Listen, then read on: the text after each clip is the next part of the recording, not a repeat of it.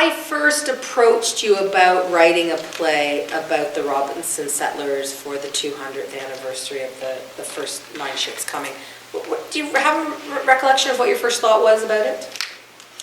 Well, my first thought was, what? I don't think I can do that. And then my second thought was, well, how hard could this be? Turns out, hard. Really hard. Really hard. Yeah, I was humbled and I was surprised that you asked me. Not my idea. Yeah. She's like, a bit of a regret. No, not at all. But it was interesting. I had seen I had gotten a newsletter about Heffernans from Ireland, and I can't find the e-blast I got to this day about the 200th. So this is 2001 range, right? I get this email comes into my inbox, but Heffernan family. And I knew them because my grandparents had Art and Peterborough as their mail route for 46 years. So I knew Heffernans and McKeevers and Townsends. Like, I knew that east side of the Irish over there, of this town. And I don't know why I got this thing. And I thought, we should do something about the 200 that's coming up in 2025. And at a staff meeting, I mentioned it, and Robert Winslow from our theatre said, well, what about, we had just had a very big success with the Veranda Society in 2021. He said, well, what about Megan rating it? And I don't even think, we knew you were Irish, but I don't even think we knew you had a connection that you were a descendant. Yeah. And I thought, that actually makes a lot of sense. So it was a kind of a perfect storm of me getting that email that, again, I tried to find it recently. I cannot find it. So I'm like, is it witchy? Did I dream it? It never happened. Never happened. So tell me a bit about, like, how did you get to the draft that we have, that we're very close to the play, that, people will see a version of it on stage in a few weeks. It was hot here. Tell me about what you did to get there. I procrastinated for a really long time because I didn't know how to start, and I was scared to start.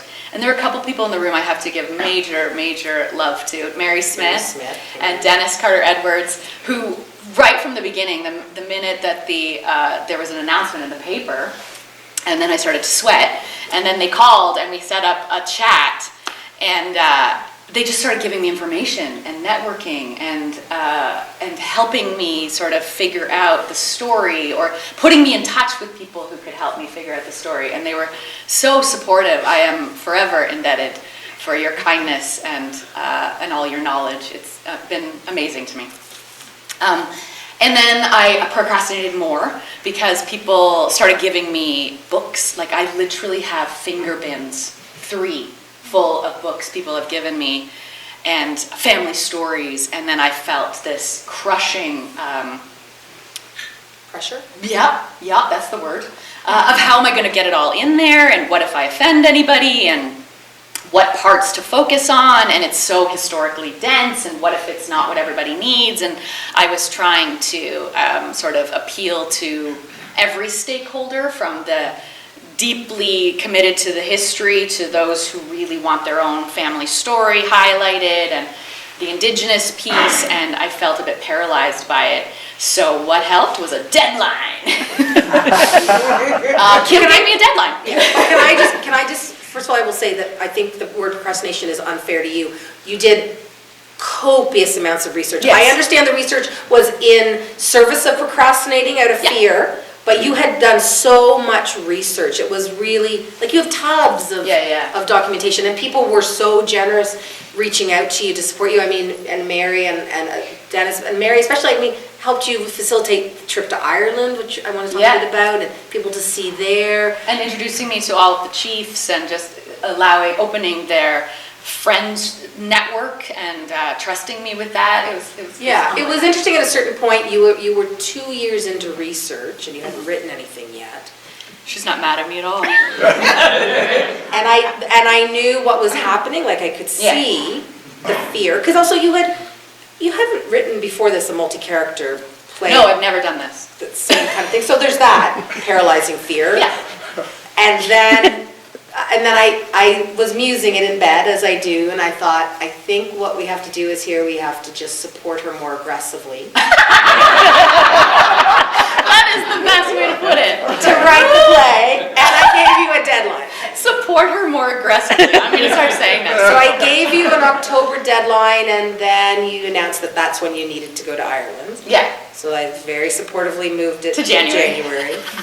And you delivered a play. I did. You did. I really You did. A full draft, like a full, you gave me a first act first, and it was totally on the right track. And Yeah. then I was like, yeah, let's Give get it a that second. second act. Let's wrap her up. Yeah, that's hard to do too, wrapping it up. So, Yeah, I think going to Ireland, even now that I look back in hindsight, I am someone anyway who needs to consume all of the information, and then it has to sit in me. It's like stirring up. You're at a beach and you stir it all up, and then let the silt lie for a minute. I'm that. Give me all the stuff. I'm the cow. I eat the cud. I need to burp it up from time to time, and so I needed all of that time. And I actually needed to worry about making sure I was trying to make everybody happy so that eventually I could get to what I needed to say. Where was I in that piece? Where was my own voice or my own thought? And I think I needed to go through all of that process in order to get to a point where I thought, this is what I need to write. And going to Ireland was so helpful because at that point I needed to put sort of meat on the bones of people. I needed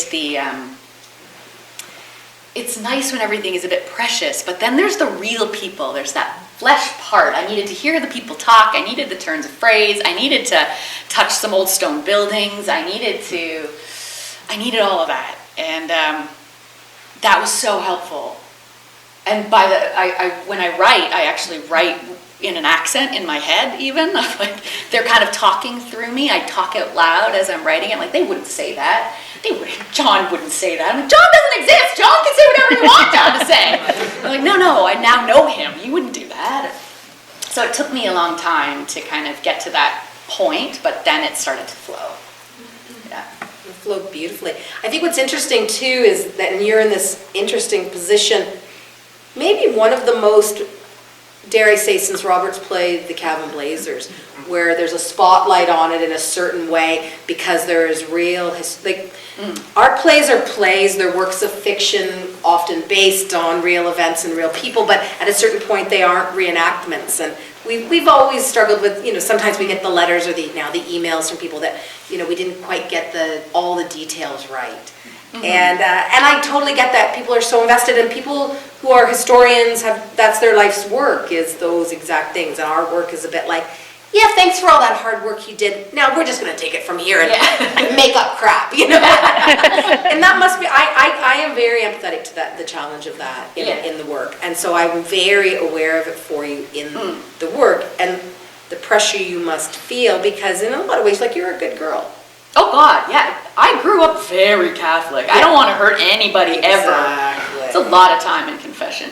So I feel that about this play, and yet I'm also at peace with that as well. I'm asking for grace for any historical pieces I might have not gotten right or didn't go far enough with for people, but none of it was done out of malice. And also, not because you don't know the history. When I read anyone else's history about it, you have got the right history in there when it is needed, in a beautiful way. I hearken it the closest to Robert's work on The Cabin Blazers. I just really got it right, Nick. Thank you. I think. Well, and it's hard because the mandate is historical, yes, but it's about entertainment as well. And for me, I love history, but I like the heart of history.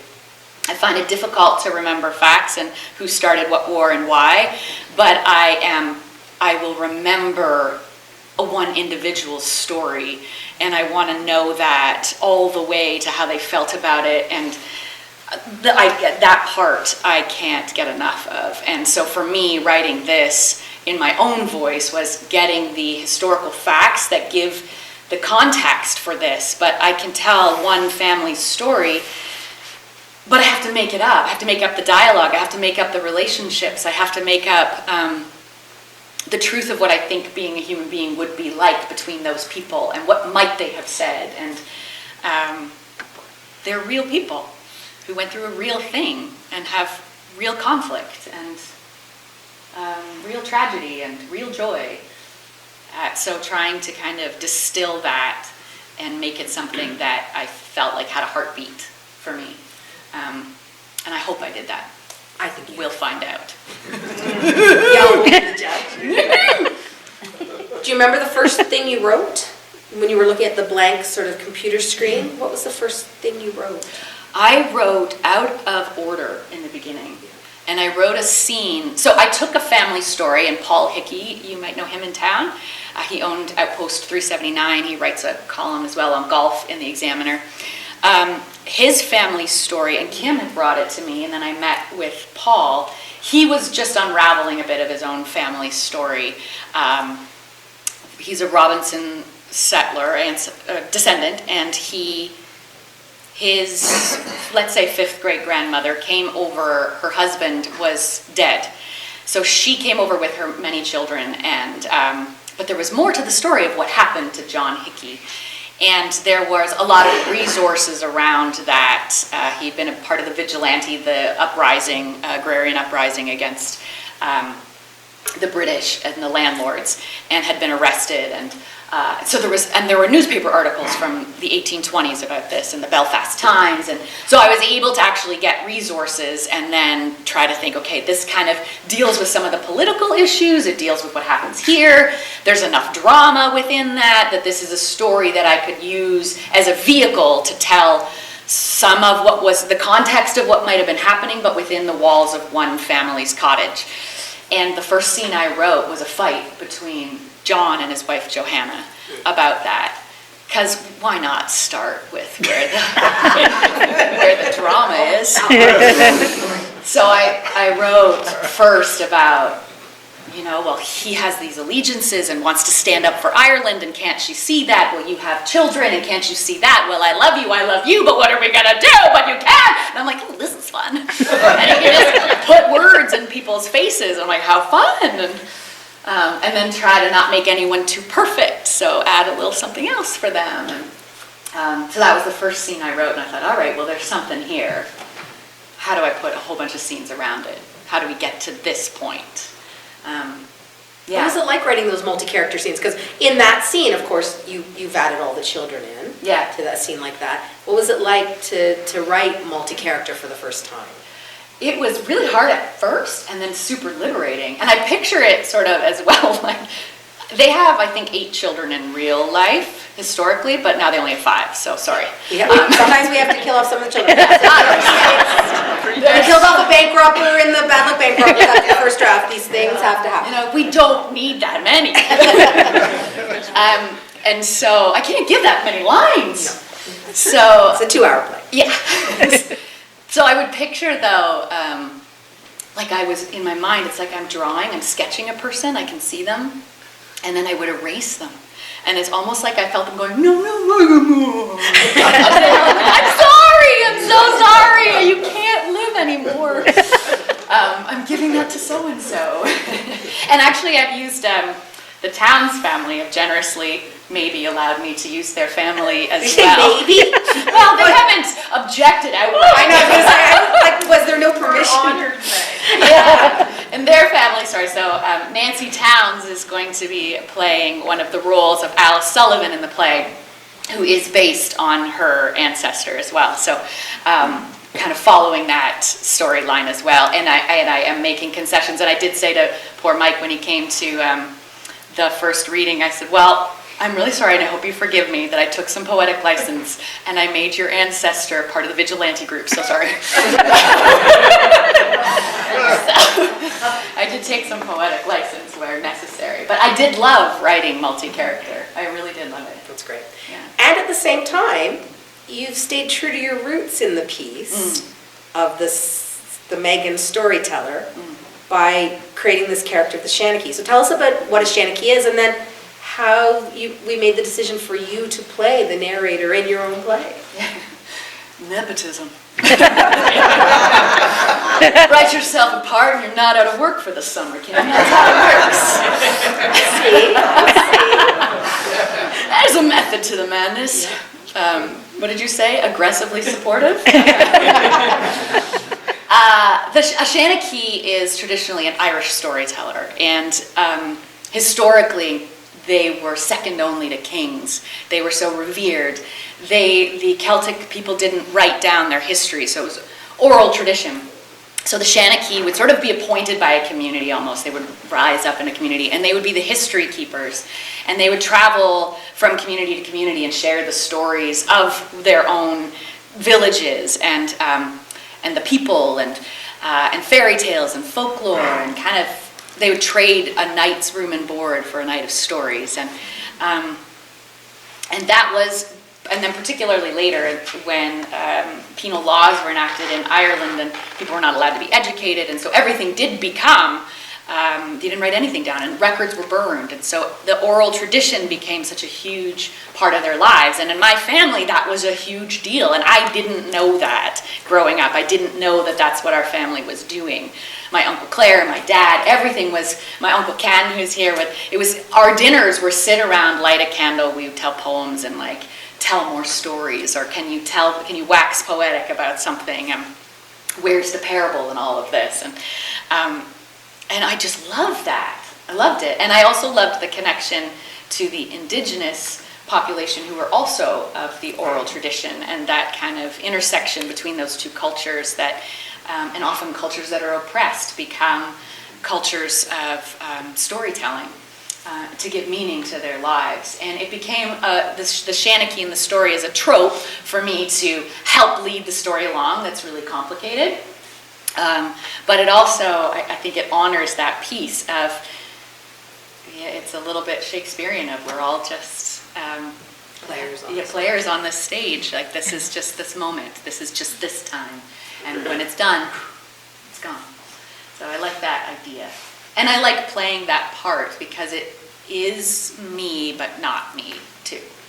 So I like that. It seems sort of perfect for you to have written a seanchaí, and then I think it's so perfect for you to play it, because for this community, for so many of us, you are the keeper of stories for lots and lots of us, and for your community, for your family. You are the seanchaí. So I think it's so perfect. It's also a great way for you to, I think, sort of let everyone know that, like the history, like there's a lot of dense history, and the seanchaí is able to move that along with a lot of comedy and taking license and sort of winking at the audience and going, I know I'm taking some dramatic license here, go with me. Yeah. I kind of like how you are helping the audience move along with the story. So that I love breaking the fourth wall. I love it in general. The fourth wall being this, like I like this. I don't want to be just precious.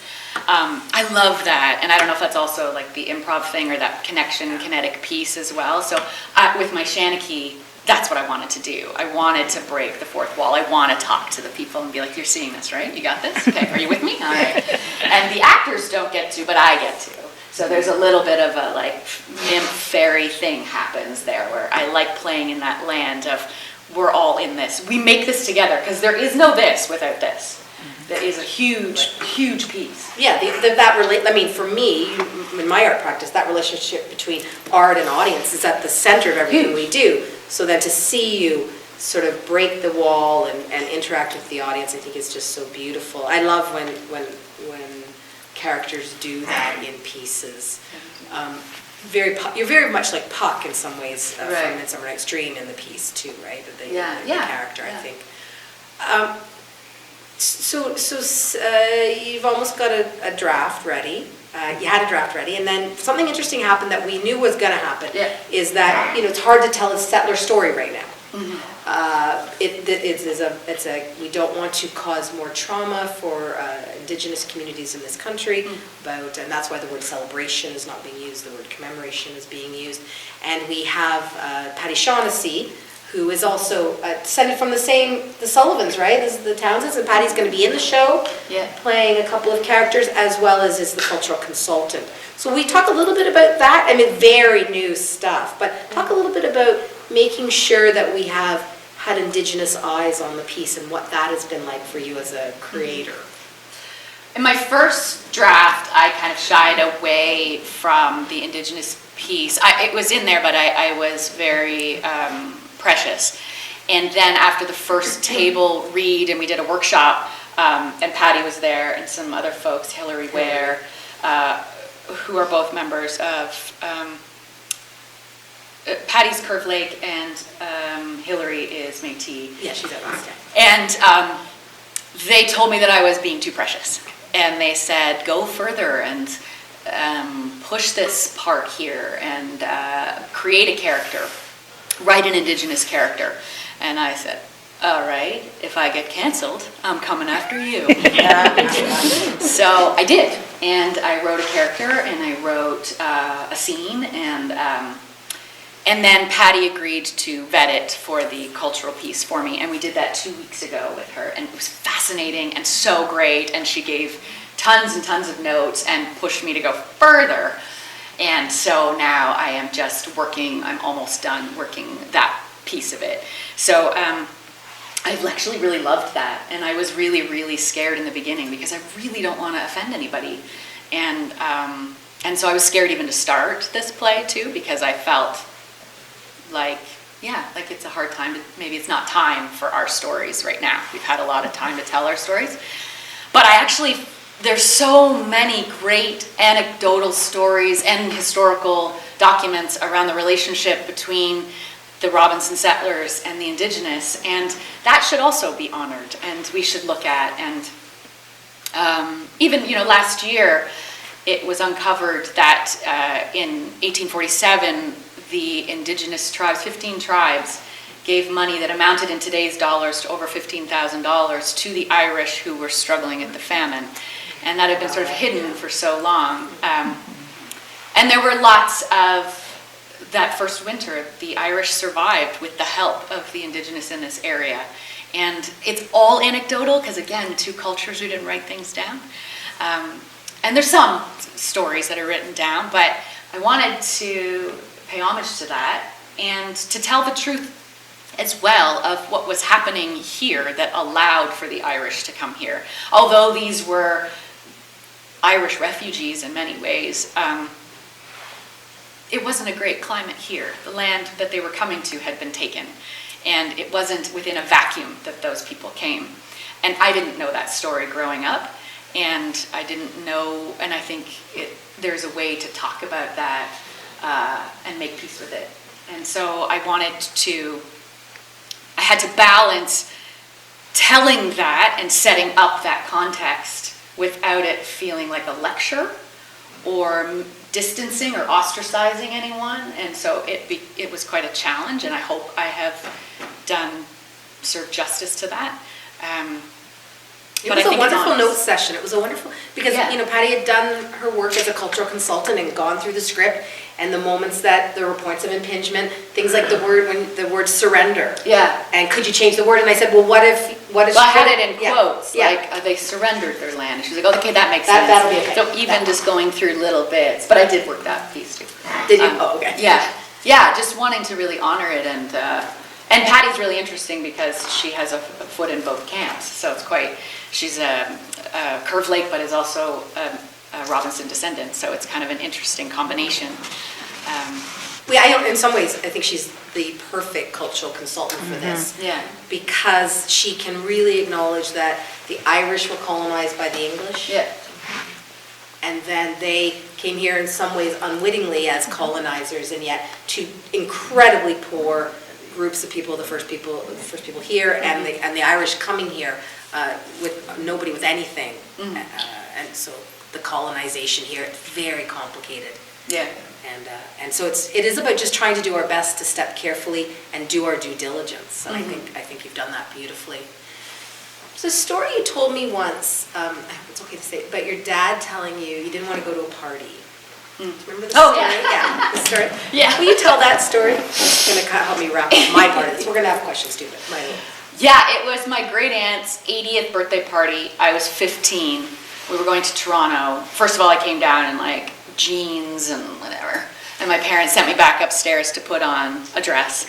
So I came down and I was mad. And I got in our Pontiac 6000 station wagon to drive to Toronto, and I was punishing them silently for making me do this. You didn't want to go to the birthday? Didn't want to go to the party, didn't want them to tell me what to wear, they were crushing everything.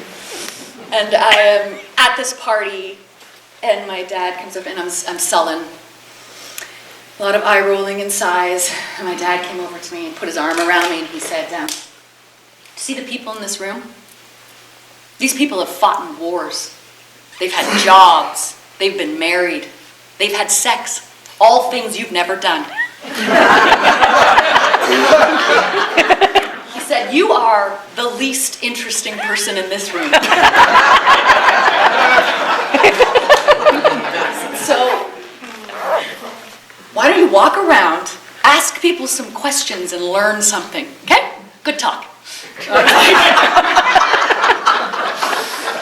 And that has always stuck with me. You are the least interesting person in this room. Go and learn some, talk to other people, learn something. I think if your dad walked in this room right now, there'd be two things that would happen. First of all, you would have honored that because you have done that for decades. And also, I think in a lot of rooms you're in nowadays, Meg, you are the most interesting person in the room, hands down.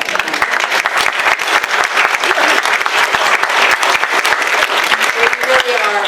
And I'm so excited to share Wild Irish Geese with audiences this summer. I can only imagine what it's like that you're giving it off now. Meg's in design meetings and different things, kind of giving the play off, and that's really exciting. And I bet a little bit scary, but we're excited to welcome you all to the farm this summer. And I was going to say that, Dennis and Mary are part of an incredible group called the 9 Ships group. And I don't know if everyone knows about it, but check out their website. And they are really, they have been instrumental in the commemorations, the 200th commemorations in this whole region. And there's stuff going on in Ireland as well in September, sort of a welcoming the diaspora home, as it were, but their website's extraordinary and the work they've been doing is amazing, and they are capturing the stuff from Downeyville to Douro and all points in between north, south, east, and west. And I know that all summer, this summer, there are going to be weekend events because I am giving actors permission to be off, so I know there are things happening in Douro and Ennismore and what have you. It's a very, very exciting time. So first of all, I want to say thank you, Meg. Thank you. For taking your time. Thank you all. Thank you. And I want to thank all of you, and I want to let you know the tickets are on sale, and we go into previews July 29th? Yes, for Wild Irish Geese. 31st. Yeah. So, and we can't wait to see you at the farm. 5 weeks. It is selling really well. Already one night sold out, so don't lollygag. That's a lot of geese. That's a lot of geese. And have a great Western Day. We're so thrilled